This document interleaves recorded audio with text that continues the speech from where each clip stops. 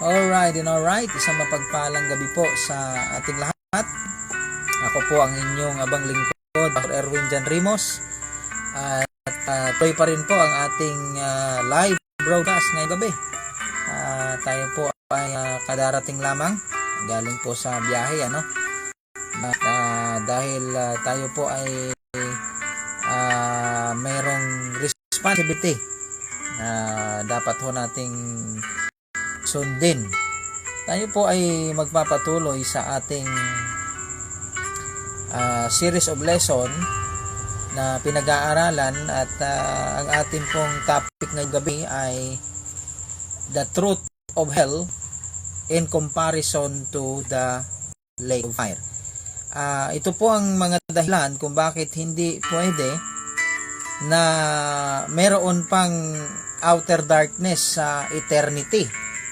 Okay?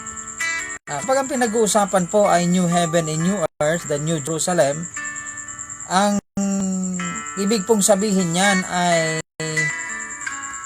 tinitingnan na po natin yung mga bagay na nandoon po sa eternity. Kaya mahalaga na alam po natin yung mga truths about eternity, dahil kung hindi ho tayo nag-iingat, magkakaroon tayo ng wrong interpretation at magkakamali ho tayo sa ating mga pananaw.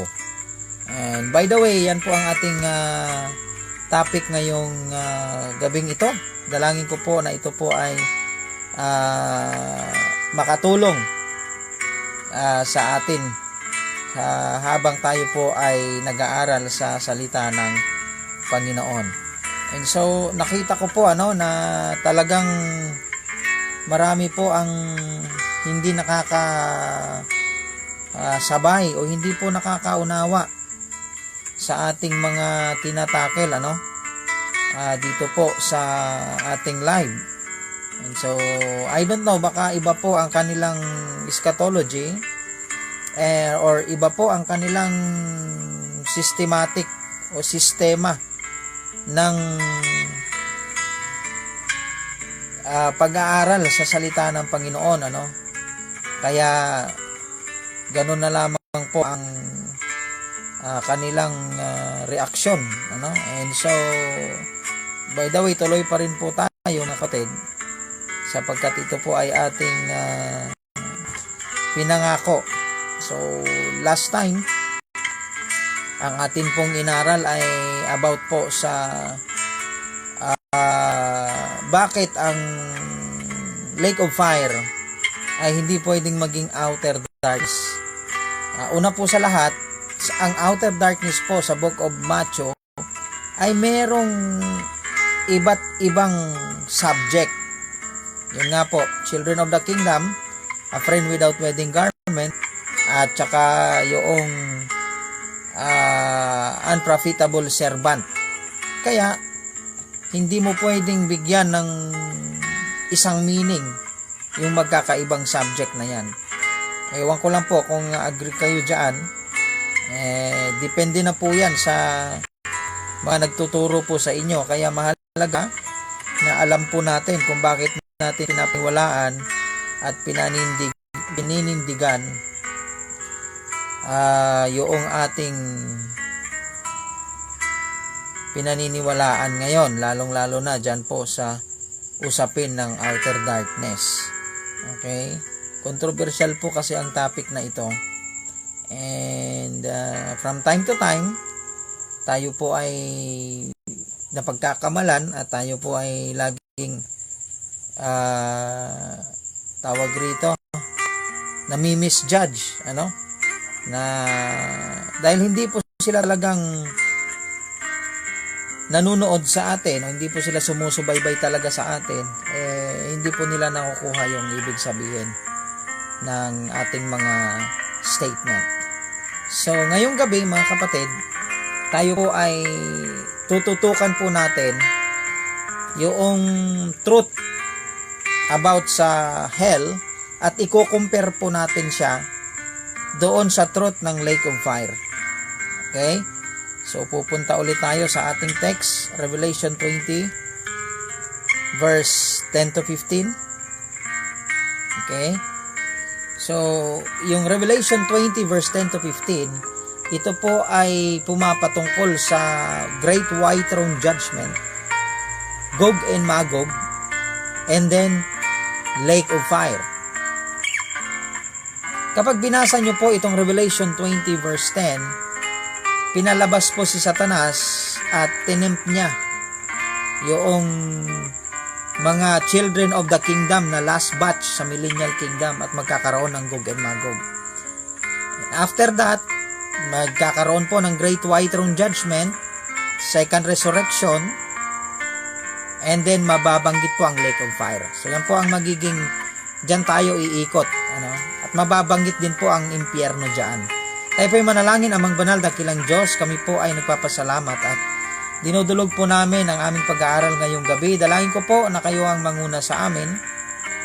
Bigyan po ninyo ng makalangit na katalinuhan ng bawat isa na makakapanood at makakapagbukas po ng live broadcast na ito. Dalangin ko po na kayo po ang manguna sa pamamagitan ng banal na Espiritu na siyang kakausap po sa amin habang kami po ay nag-aaral ng inyong mga salita. Ito po ay aking samot dalangin sa pangalan ni Jesus. Amen and amen. So, nais ko pong i-welcome lahat ng ating mga kapatiran na makakapasok sa ating live broadcast. Revelation 20 verse 10, Satan was cast after the last and final war, the Gog and Magog. Ang Gog and Magog po ay pagkatapos ng 1,000 years millennial kingdom. Ayon po yan sa Revelation 20 verse 1 to 10. Verse 14, the entire hell was cast into the lake of fire. This is the second death. So maliwanag po dyan sa verse number 14 ng Revelation chapter 20, yung tatlong partition ng impyerno na nababanggit po sa Luke 16, itinapon po yun sa lake of fire. And so hell with its three chamber, hindi po ito yung lake of fire dahil itatapon pa ito sa lake of fire. So yan po yung mga katotohanan na dapat ho nating tandaan. Ngayon, balikan ho natin ang impyerno. Okay, ano po yung mga katotohanan na nagdi-describe dito sa impyernong ito? Okay? Yan po ang magiging focus ng ating pag-aaral. Of course, babalikan po natin ang Luke 16. Baka po kayo ay nalulula na, binabalik-balikan po natin ang mga talata. Sapagkat napakarami po, may mga talagang hindi makakasabay. Kahit na paulit-ulit na. Balikan po natin ang Luke 16, verse number 19. Dito po sa mga talatang ito na babasahin ko ay makita po ninyo na merong tatlong bahagi ang impyerno or underworld ng Old Testament. Meron pong 3 chambers. Okay, dapat po ninyong ilagay sa inyong isipan yan at ang tatlong chambers na ito ay merong magkakaibang laman or occupants. Okay? At kapag yan ay inilagay mo sa isip mo, magkakaroon ka ng idea sa tatlong magkakaibang outer darkness ng Matthew, chapter 8, chapter 22, at saka chapter 25. Magkakaiba po ang subject. Okay? Ilang beses ko na pong inulit sa mga previous live natin. Kaso lang, mayroon hong mga nagko-comment, nagre-react na ngayon lang nakapanood, kaya siguro hindi nila masubaybayan. Sabi po ng verse 19, there was a certain rich man which was clothed in purple and fine linen and fared sumptuously every day. And there was a certain beggar named Lazarus which was laid at his gate full of sores. Dito po sa 19 and 20, makikita ninyo na si Lazarus at ang rich man ay magkakakilala. Kasi nga, nagkita po sila. Lazarus is waiting on the rich man's gate. Okay? At sabi po ng ganito, and desiring to be fed with the crumbs which fell from the rich man's table, moreover, the dog came and licked his sores. Yan po ang kalagayan ni Lazarus. nung siya ay nabubuhay pa. And it came to pass that the beggar died. Namatay po si Lazarus and was carried by the angels into Abraham's bosom. Ayan po. Nung namatay si Lazarus, dinala po siya ng mga anghel sa Abraham's bosom. The rich man also died and was buried. Namatay din po ang mayaman, pero ang mayaman hindi po dinala ng mga anghel sa Abraham's bosom.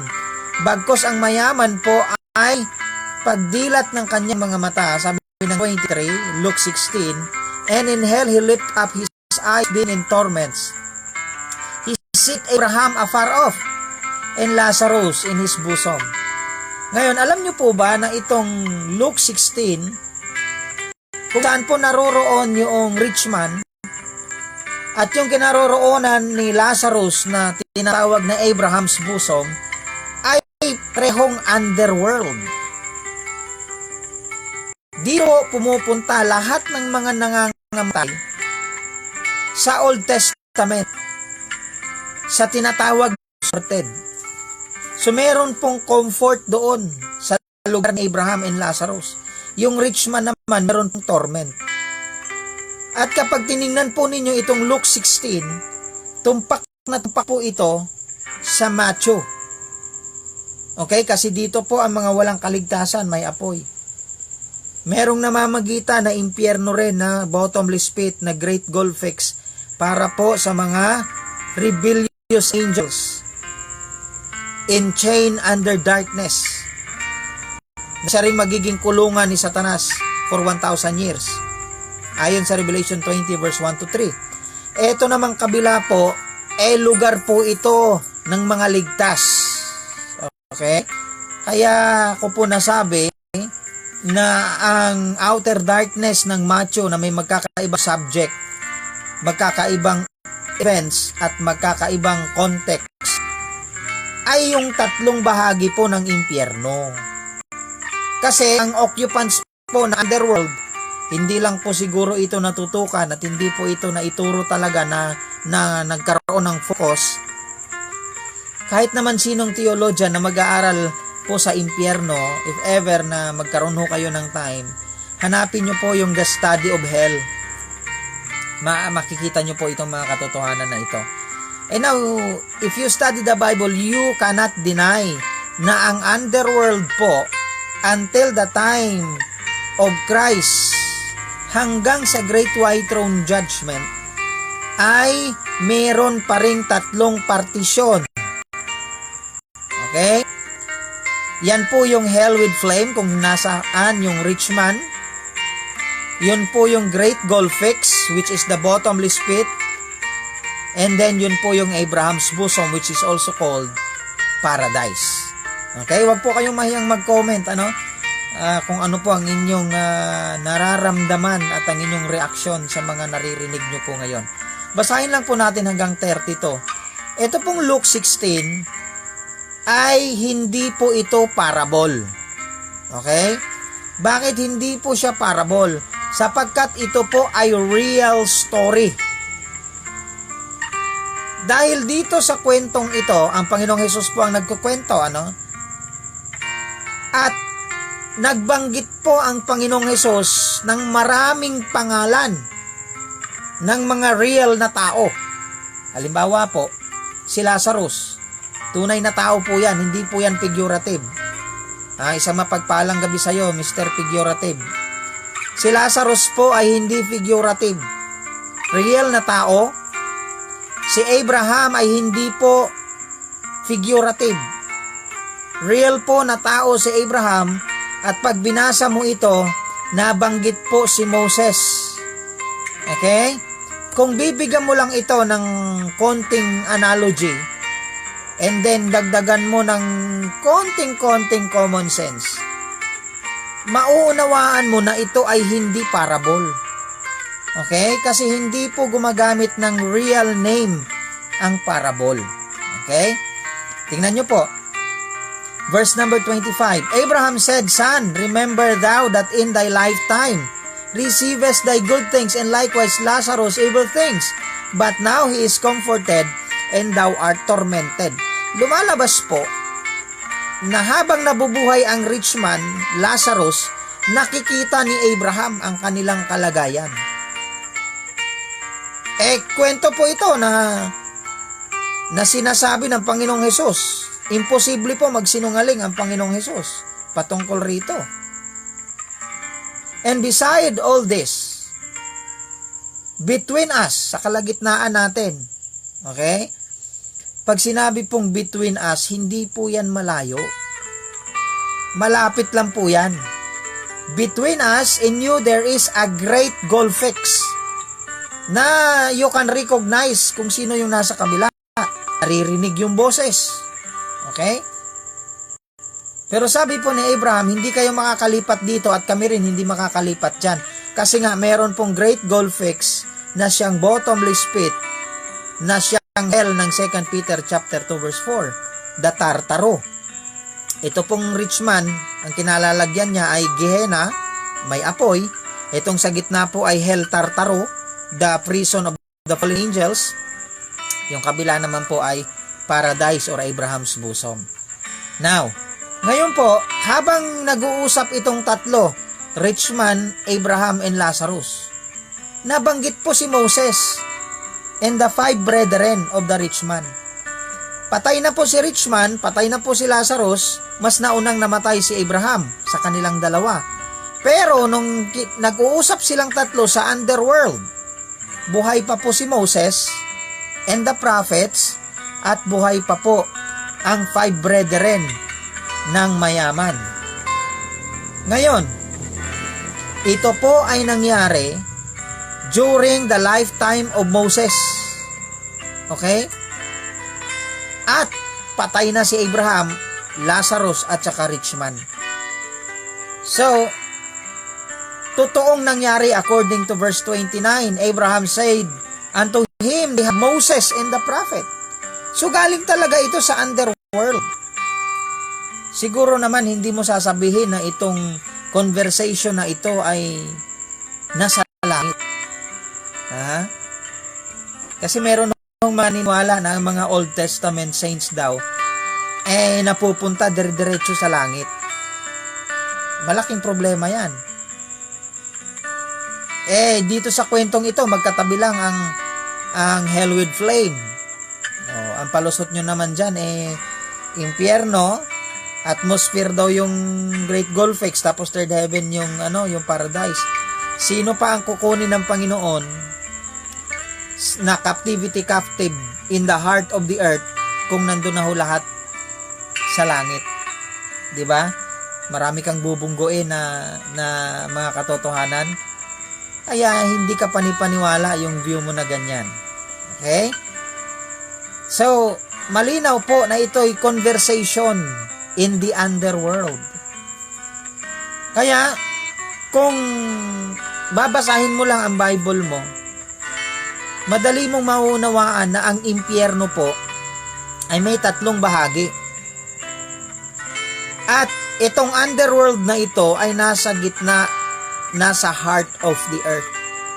Yung Lake of Fire, ibang location po yon, kasi yung entire hell itatapon pa sa Lake of Fire according to Revelation 20 verse 14. Eto pa, alam nyo po ba na mayroong tinatawag na 3 kinds of hell? Eto pong partition ng underworld, hell po ito kabuuan, kaso mayroon lang po siyang chambers. Yung apoy dito po sa Gehenna ay hindi pwedeng pumunta doon sa Abraham's bosom o sa paradise. Kasi masusunog sila doon kung makakalampas, di ba? Meron kasing great gulf fix. Yun po ay bottomless pit. At yun po ay paikot. Okay? Pabilog. Kaya bottomless. Sana ho nakukuha nyo yung mga sinasabi ko. Kapag hindi nyo po makuha, ibig sabihin, kailangan nyo pong basahin yung study about hell. Okay? Ano nyo po? Marami na pong mga sources ngayon. Para hindi ho tayo paulit-ulit. So, punta po tayo sa three kinds of hell. Itong tatlong bahagi po ng impyerno ay tinatawag po itong hell. Okay? Halimbawa, puntahan po natin yung sinabi po ni David na thou wilt not leave my soul in hell. Okay? Alam mo ba na maging ang kaluluwa ni David ay napunta po sa hell? Sabi po ng Psalm 16 verse 10, for thou wilt not leave my soul in hell, neither wilt thou suffer thine Holy One to see corruption. Now, ang tanong ko po sa inyo, yung tinutukoy po dyan is yung kaluluwa ni David. Saang hell napunta si David? Kung dito po siya napunta sa impyerno na may apoy, hindi ibig sabihin hindi naligtas si David. Isa pa pong talata, Acts 7:27. Because thou wilt not leave my soul in hell, neither wilt thou suffer thine Holy One to see corruption. Alam niyo po ba na ang tinutukoy po ni David na hell, ito po mismong underworld ng mga ligtas na bahagi ng impyerno na walang apoy. Ito yon, Abraham's bosom. Yung paradise na tinutukoy ni Jesus Christ sa Luke 23:43. Bahagi po yun ng impyerno, pero yun po ay low hell. Lower hell, bottomless pit. Lowest hell, yung heart of the earth na ball of fire. Tatlo po ang bahagi ng impyerno. At yung sinasabi po ni David na thou wilt not leave my soul in hell, ang pinuntahan po ni David ay ang Abraham's bosom, bahagi po yun ng impyerno na walang apoy, at yun po ay ang paradise. Kaya kapag alam mo yung katotohanan na yan, magkakaroon ka ng hint na yung outer darkness is related to weeping and gnashing of teeth. Ang weeping and gnashing of teeth, pwede palang mapunta sa weeping and gnashing of teeth, yung walang pananampalataya, may apoy. Yung weeping and gnashing of teeth, yung friend without wedding garment, si Satanas, sa bottomless pit. Weeping and gnashing of teeth, unprofitable servant, may lugar pala sa impyerno na para sa mga ligtas.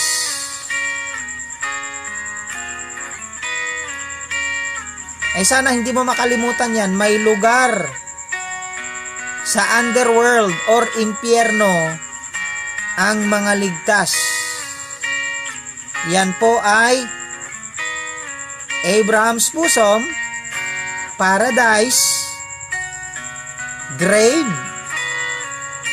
the hell where David's soul go. Ewan ko po kung nababasa nyo yung mga sinasabi ko, mga kaibigan.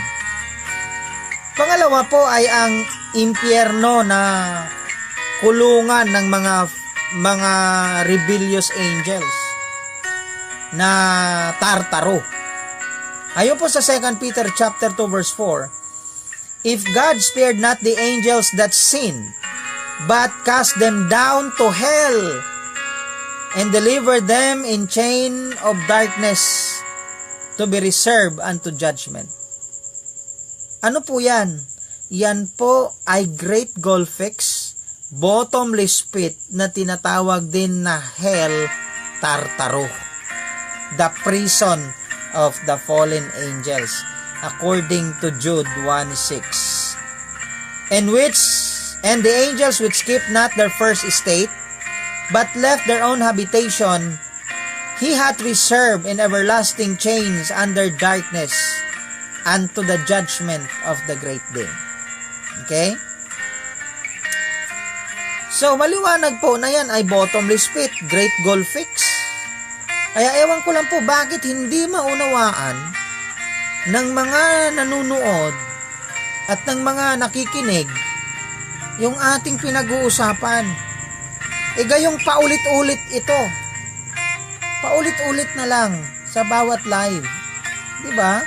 Pangatlo po ay ang hell for the wicked. Ito po yung impyerno of them that forget God. Okay? Sino ba yung nakakalimot sa Panginoon? Hindi naniniwala sa Diyos, mga atheist. Yan po ay hell for the wicked. All nations that forget God ay mapupunta po sa hell na mga walang pananampalataya. So mahalaga po na alam natin itong mga katotohanan ito. Psalm 9 verse 17. The wicked shall be turned into hell, and all nations that forget God. Saan po yan? Sa impyerno na may apoy, Gehenna, flame. So kaya sana po magkaroon kayo ng malinaw na hint. Yung Lake of Fire, Pastor, uulitin ko po, ang Lake of Fire ay walang partition. Lahat ng mga hindi ligtas, hindi nakasulat sa Book of Life, may mark of the beast, the false prophets, and the faithless children of the kingdom na galing sa impyerno ay itatapon po kasama ng mga resurrected na hindi nakasulat ang pangalan sa aklat ng buhay ay itatapon sa Lake of Fire kasama yung entire hell. Kaya hindi po pwede na sa New Jerusalem, sa eternity, ay magkakaroon ng outer darkness. Dito na ho tayo magtatapos. Ewan ko lang kung nababasa po ito ng mga kaibigan natin. Bakit kaya dito nila ilalagay sa New Jerusalem, sa New Heaven and New Earth, meron daw mga nagre-regret. Meron daw mga umiiyak, nagwi-weeping. Paano nyo ba inuunawa yung Bible na binabasa ninyo, mga kapatid, mga kaibigan? Diyan po ako nagtataka Basahin ko po Revelation 21. And I saw a new heaven and a new earth. For the first heaven and the first earth were passed away, and there was no more sea. And I, John, saw the holy city, New Jerusalem, coming down from God out of heaven. Bumaba na po yung New Jerusalem, prepared as a bride adorned for her husband. Wala na po yung dating heaven and earth. New heaven and new earth na po ito. And I heard a great voice out of heaven saying, Behold, the tabernacle of God is with men, and He will dwell with them, and they shall be His people, and God Himself shall be with them, and be their God. Bumaba na po Ito po, verse 4.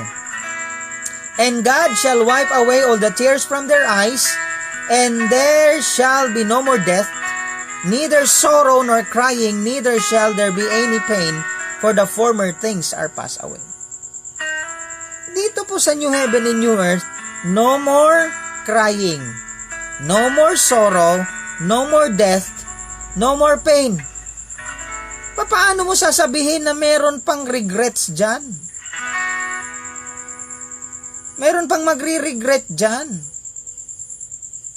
Tapos i-quote mo pa yung Revelation 21 verse 1 to 3. Tapos sasabihin mo yung outer darkness is a figure of speech na tumutukoy sa magre-regret sa New Jerusalem. Gayong katabi lang ng verse 3, ang verse 4 ng Revelation 21 na wala ng iiyak, wala nang sorrow, wala nang pain. Paano mo inuunawa yung Bible mo, kaibigan? Sa eternity po, wala nang weeping, wala nang gnashing. Tapos ilalagay mo doon, may outer darkness pa doon. Kaya hindi po katanggap-tanggap yung view na ang outer darkness ay lake of fire.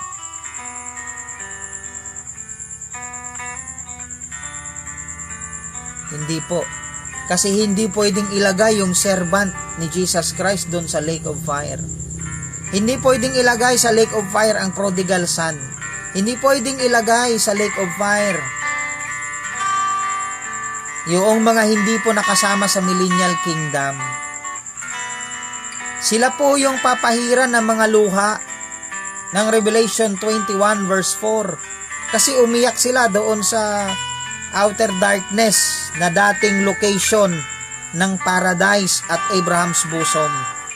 Wala na, ni-rapture na po yung paradise nasa third heaven na after Christ's resurrection. Kaya yung space na yon ay empty space and full of darkness. Kaya outer darkness. Yung lugar na yon from the Old Testament, lugar na po yon ng mga ligtas. Kaya sana po mabigyan po ninyo ng pansin yan. Ito po yung view na ito ang bigyan nyo ng pansin. Kasi yung view ninyo, view nyo na yan Ngayon naman, nagpapasalamat po ako dahil may mga pumapasok na mga ideas sa mga comment, sa mga conversation. Pero kapag ikinumpir ko po dito sa pinag-aaralan natin na view, sobrang layo. Kaya hindi ko matatanggap. Katulad na lang ng ganyang view na biruin mo sa New Jerusalem na after the renovation of the earth, magkakaroon pa ng regret. Gayong yung verse number 4 ng Revelation 21, papahiran na nga ang mga luha. At wala nang pasakit, wala nang kamatayan, wala nang mamamatay. Wala nang sorrow, wala nang iiyak. Eternity na yun Tapos lalagyan mo ng regret. Parang ang labo naman. 'Di ba? And so hindi ko po matatanggap yung ganyang view. I-keep nyo na lang po yan sa sarili ninyo. Siguro meron kayong mga dahilan kung bakit ninyo nasabi ang mga ganyang statement. Pero para po sa akin, hindi ko po matatanggap yan. Dahil yung reference ninyo, katabi lang po yung mismong contradiction doon sa statement ninyo. Kaya, hindi ko po matatanggap yan. And so, sana po mga kapatid, carefully tayong mag-aaral ng salita ng Diyos. Yun po yung reason, mga kapatid. In comparison to the truth of the lake of fire, the lake of fire is the final destination of the entire hell. Kaya hindi po siya pwedeng maging outer darkness kasi wala po siyang partition. Pag inilagay mo naman yung outer darkness sa lake of fire, di ilalagay mo doon yung servant ni Jesus Christ na pinagkalooban ng 1 talent na hindi niya winork out yung kanyang 1 talent, napunta siya sa lake of fire. Di ang kaligtasan mo ay by works, by obedience. Yun ang lalabas. Kapag yung faithless children of the kingdom, okay lang yon kasi from hell, ire-resurrect sila tapos itatapon sa lake of fire. Pero hindi pa rin po. Bakit? Kasi nga ang impyerno lang ang may 3 partition at ang impyerno po ay may 3 magkakaibang occupants. Okay? Yan po ang tandaan ninyo. Ang impyerno ay may 3 partition, Luke 16. Ang impyerno ay may 3 magkakaibang occupants. Okay? Luke 16, dalawa yan, makikita ninyo, the rich man and Abraham's bosom, Abraham in the Old Testament saints, together with Lazarus. Pagdating po sa 2 Peter chapter 2 verse 4, merong impyerno ang mga fallen angels. Yun ang bottomless pit, great gulf fix. Malinaw po yan sa mga pag-aaral. Kaya, mga kapatid, mahalaga po na alam nyo yan. Kasi kung hindi nyo yan alam, dali kayo mauto at maluloko ng mga magaling sa yung pupulot lang ng verse, tapos lalagyan ng private interpretation. Halimbawa, ang sabi raw ay ang outer darkness po ay figurative, figure of speech. Hindi ko rin po matatanggap yan. Kasi, kung ang outer darkness ay figure of speech lang, at hindi po ito lugar, ang impyerno po ay magiging figure of speech na lang din.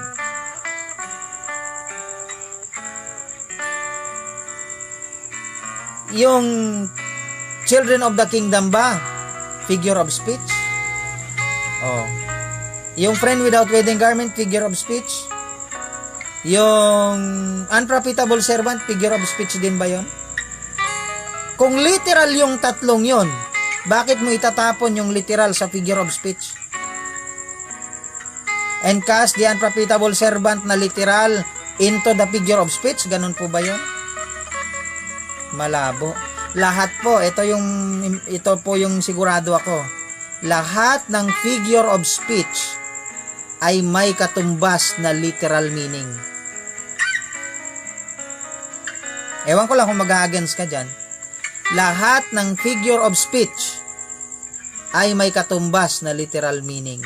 Lahat po ng symbolical ng Bible, may katumbas po yan na literal meaning.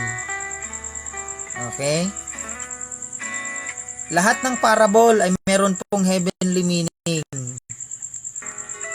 Sana po ay makuha ninyo yan. Kasi mahalaga po yan. And so, hindi po pupwede na ang lake of fire maging outer darkness. Ang impyerno lang po ang may tatlong partition. Magkakaibang occupants, the same underworld, ligtas, Satanas, at hindi ligtas. Oh. Napakasimple. Napakalinaw. Oh, tapos yung iba magko-comment ano. Pero at least meron ho silang na-contribute. Yan po ang reason kung bakit hindi pwede ang lake of fire maging outer darkness. Hindi po tutumpak yung specification ng friend without wedding garment, pati context, hindi yan makakatumpak po doon sa lake of fire. Yung children of the kingdom at saka yung unprofitable servant, lalong-lalo na yung unprofitable servant, nawawala po ang reward. Ang kaligtasan po hindi nawawala. Lahat ng mga nandito sa outer darkness ng mga ligtas suffer loss. 1 Corinthians 3 verse 15, but saved by fire, cast away but not condemned, cast into the outer darkness, but will be wiped away the tears from their eyes after the great white throne judgment. Itong dalawang grupo na ito na mag-spend ng kanilang millennium dito sa dalawang outer darkness, sabi na tatlo kasi kasabay si Satanas dyan. Etong tatlong outer darkness na ito, sabay po nalalabas ang tatlong occupants sa great white throne judgment. Okay? Mauuna lang si Satanas kasi maglilid siya sa Gog and Magog. Pero itong dalawang grupo lalabas po, Revelation 20 verse 11 to 15. Haharap sa Great White Throne.